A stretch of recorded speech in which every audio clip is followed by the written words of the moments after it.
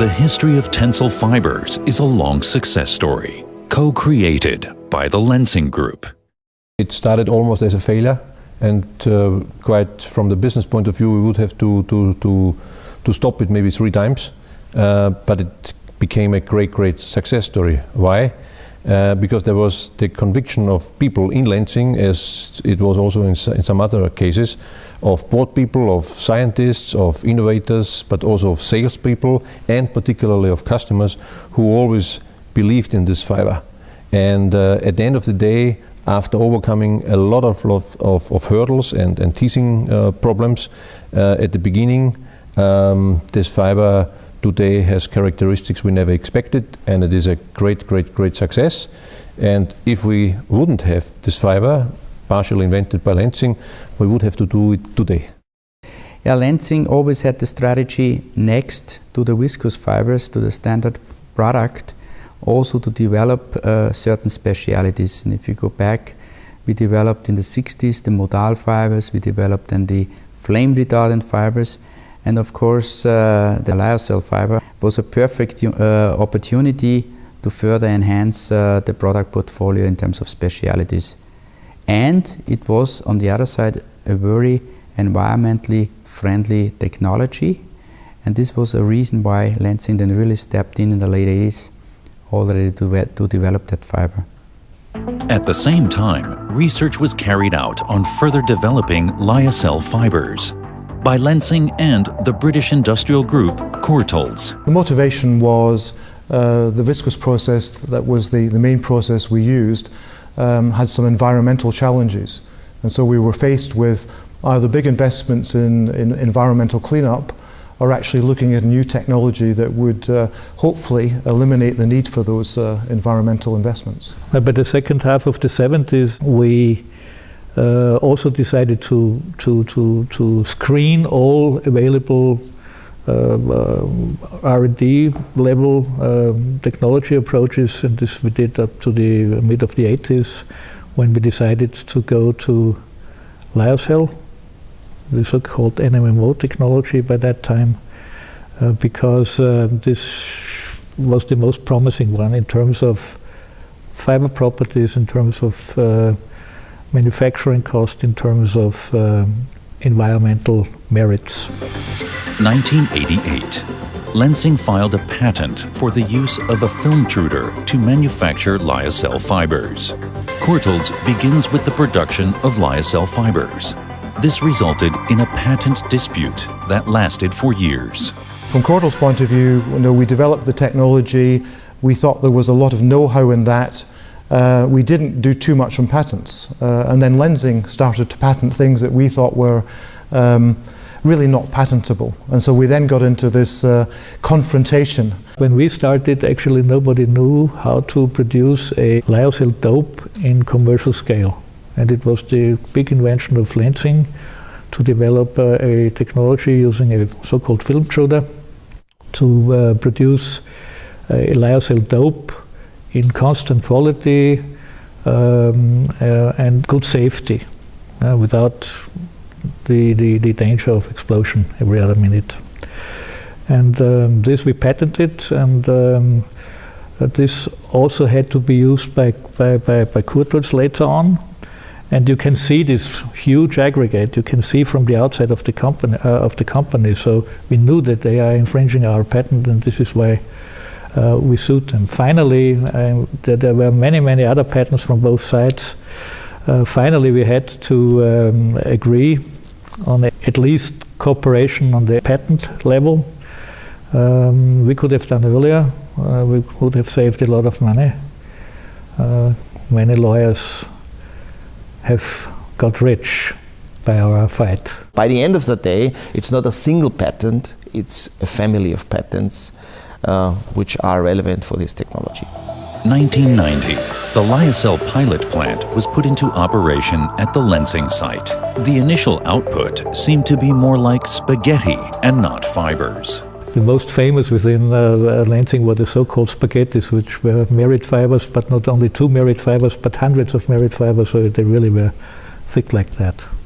And the fiber had specifically very good tenacity, strength properties, specifically in wet state. So washable products were easily possible. With a drawback, the drawback was fibrillation, where we knew we had to work on that, whether on the fiber side or in the textile technology. The competitors observed each other very closely. I remember there were stories about how well Lenzing was doing in terms of sales, and we actually went and observed Heiligenkreuz to see just how many trucks were moving in or moving out. Everything was legal, but of course we did what we could. We looked at the applications for the environmental permits in the US, for instance, in Mobile. We were taking photographs with good zoom cameras from outside the fence in Grimsby in order to figure out what they are really doing technology-wise. And I assumed that it did similar stuff with our plant in Heiligenkreuz. 1992. Courtaulds constructs the first large-scale TENCEL facility in the American city of Mobile with a nominal capacity of 16,000 tons annually. 1995. Lenzing begins building its first large lyocell plant in Heiligenkreuz, Burgenland. 1996. Courtaulds expands its production in Mobile to 41,000 tons per year. 1997. The Heiligenkreuz factory commences production with an annual nominal capacity of 12,000 tons. 1998. The Dutch fiber company AkzoNobel acquires Courtaulds. The second production plant, located in Grimsby, England, comes on board. Lenzing and Courtaulds settle their patent dispute and begin a mutual exchange of know-how. 2004. Lenzing increases its capacity in Heiligenkreuz to 40,000 tons, acquires the TENCEL Group, and with one stroke, triples its lyocell capacities to 120,000 tons annually. Lenzing becomes the world's only producer. Courtauld always had other businesses which were more attractive, so to say, and first sold or stopped the viscose business, and then finally was sitting only on the TENCEL fiber business. And yes, in 2004 there was the chance then to buy finally the TENCEL fiber business and to get a very dominant position. For the first time ever, the former competitors visit each other's production plants. It was absolutely amazing for me. It was first of all, it was very exciting to go in there, and we had our views, and we were quite close, but we didn't really see it before. So I was still very, very surprised to see how different the two technologies came out. On the one hand side ours, and on the other side the technology Courtauld has developed, starting at more or less the same starting point literature-wise. My first visit to Heiligenkreuz, I thought this is actually, it was bigger than I had imagined. Then when you went inside, you were sort of saying, okay, that technology is similar, but also that's quite different. 2005. Lenzing consolidates its products under the brand name TENCEL and thus strengthens its market position. And number one, dominant position, because we'll be the only ones producing and marketing TENCEL fibers. Number two was the brand name of TENCEL and the logo, which was very much presented all over the world, because in former times Courtauld focused a lot in their advertising budgets on the TENCEL fibers. They really supported down to Formula 1, if you remember back. And number three, that we really had both technologies in our hand, so to get the best out of that. The segments are different, of course. In fashion, in apparel, it's always very important to be up to the current fashion trend. But meanwhile, we developed also products in active sportswear, where specifically the big guys like Adidas, Puma, and Nike are interested in the sustainability properties. And in home textiles, it's a product property and a performance story, which was accepted very, very well. I mean, the speed is slower, but it's a success. Mobile in the USA is a strategically important and valuable production site. Well, Mobile is a very, very important site because it is in the American market and we have no viscose production anymore. So Mobile is cellulosics for its own.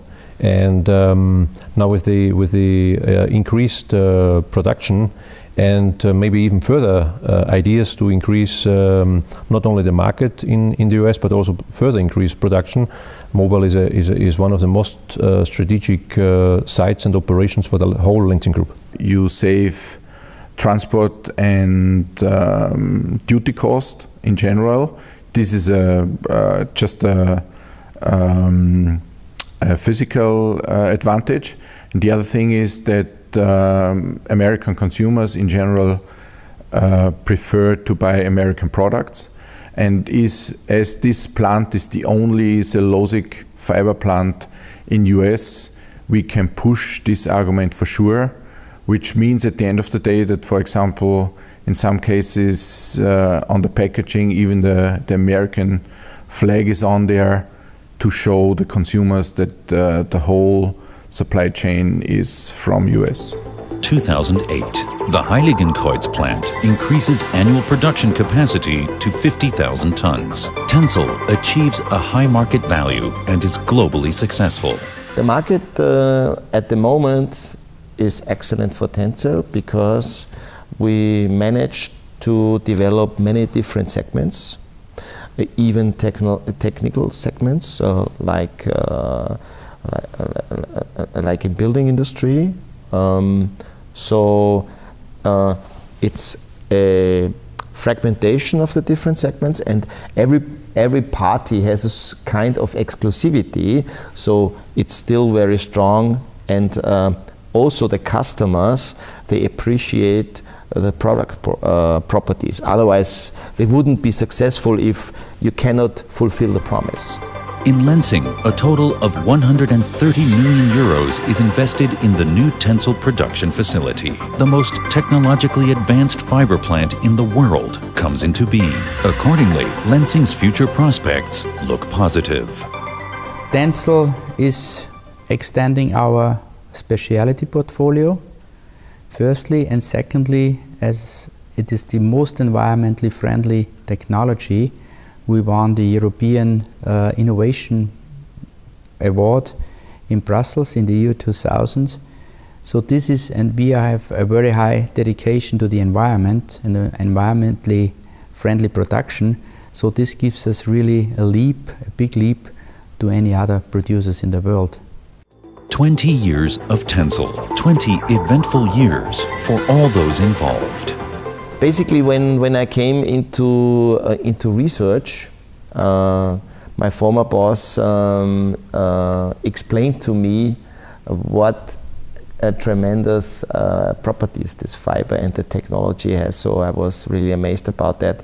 So I had the opportunity to go from the laboratory to the pilot plant, to the technological development, the fiber development, which was really amazing. And afterwards, also I was involved into market introduction, which was another challenge at that time, but very interesting. So I had the opportunity to work on that. So I was actually even from the technology up to the market, I was involved the last 20 years, and so TENCEL is somehow part of my blood. 20 years is a long time, but in terms of fibers, it's a short time, because fibers, to develop really a new generation of fibers, takes some decades. 20 years of TENCEL to me personally. I haven't worked in TENCEL all that time, but I've worked for a very significant part of that. So for me, it's about, I've got to be honest and say it's about the people first of all. So it's the people that I've met, that I've worked with, I still work with. the people in Mobile and Grimsby and Heiligenkreuz, and of course in the Lenzing main site.